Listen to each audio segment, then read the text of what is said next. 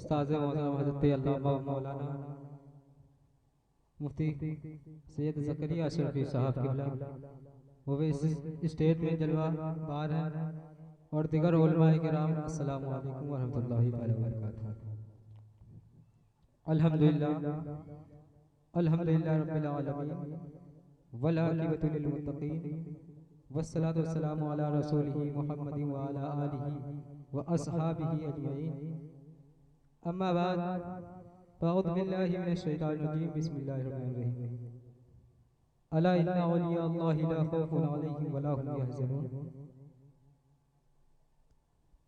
शम्ए रिसालत के परवानों, गौसे आज़म के दीवानों, औलिया हिकमत पर जान देने वालों, मेरे मिल्लत के नौजवानों, और एक बार आका इनामदार मदीने के ताजदार, दोनों आलम के गमगुसार हुजूर अहमद मुजतबा मोहम्मद मुस्तफ़ा सल्लल्लाहु ताला अलैहि वसल्लम के बारगाह अक़दस में ख़िराज अक़ीदत पेश करिए। पढ़े अल्लाहु मुहम्मदिन सल्लल्लाहु अलैहि वसल्लम नहनु इबाद मोहम्मद सल्लल्लाहु अलैहि वसल्लम सलात सलाम अलैहि।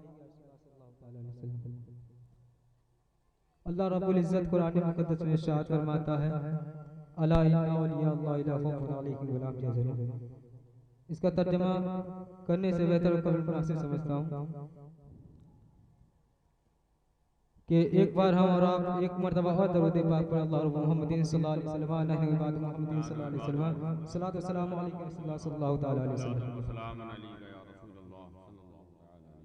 जिस तरह हम और आप हज़रत ख्वाजा मोइनुद्दीन चिश्ती की बारगाह में हाजिर होते हैं, उनकी फातिहा दिलाते हैं, उनके नाम से फातिहा दिलाते हैं, उनके लंगर पेश, उनके नाम से लंगर बांटते हैं, वो ऐसा क्यों करते हैं?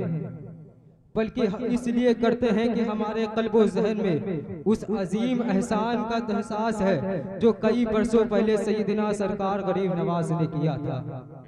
बल्कि उस एहसान का बदला ये है कि आज हम और आप हजारों माबूदों के बजाय एक वाहदहू ला शरीक की बारगाह में अपनी पेशानियां झुकाते हैं, अपने सरों को झुकाते हैं।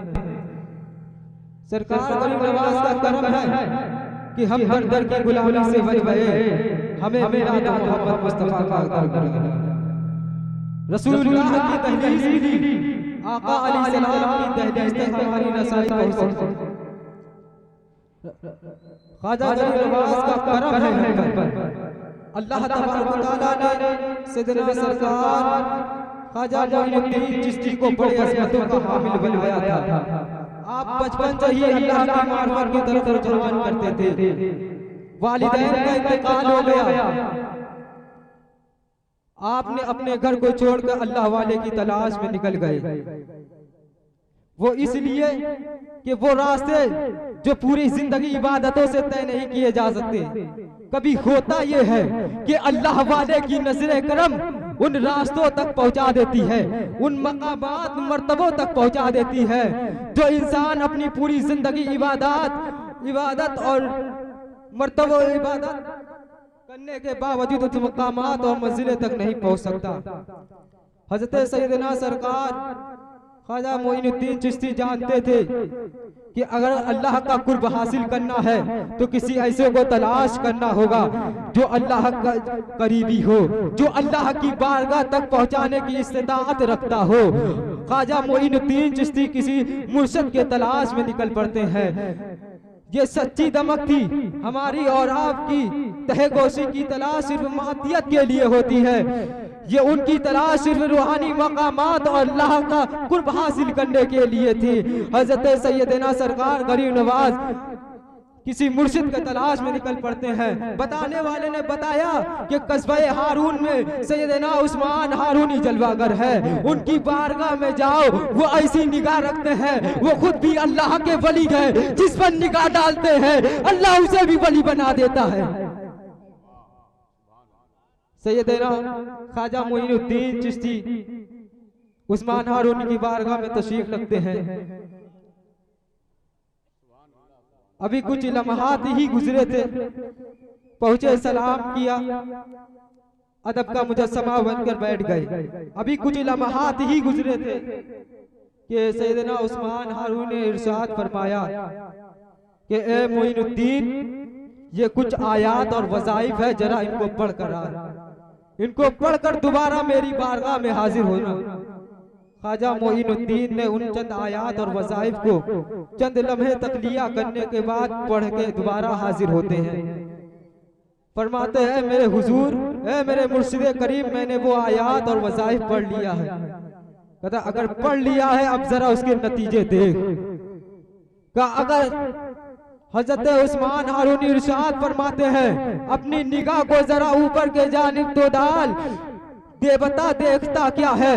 जब ख्वाजा मोइनुद्दीन ने अपनी निगाह को ऊपर के जानिब डाली, इरशाद फरमाते हैं ए मेरे मुर्शिदे करीम, मैं तो जमीन में बैठा हूँ, निगाह डालता हूँ तो अर्श आज़म नजर आता है।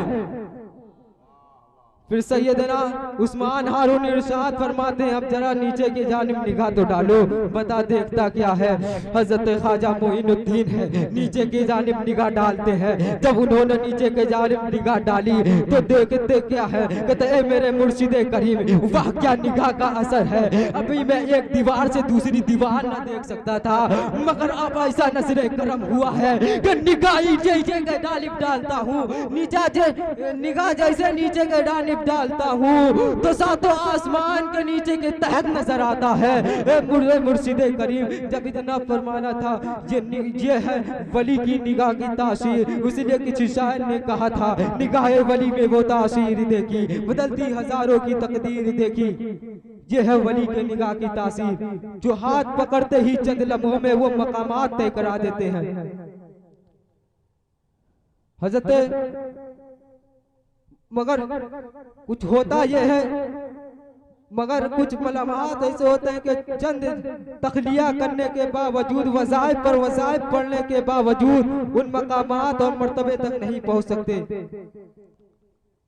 ये वली के निगाह की करम है और तासीर है जो चंद लम्हों में उन मकामात तक पहुंचा देती है।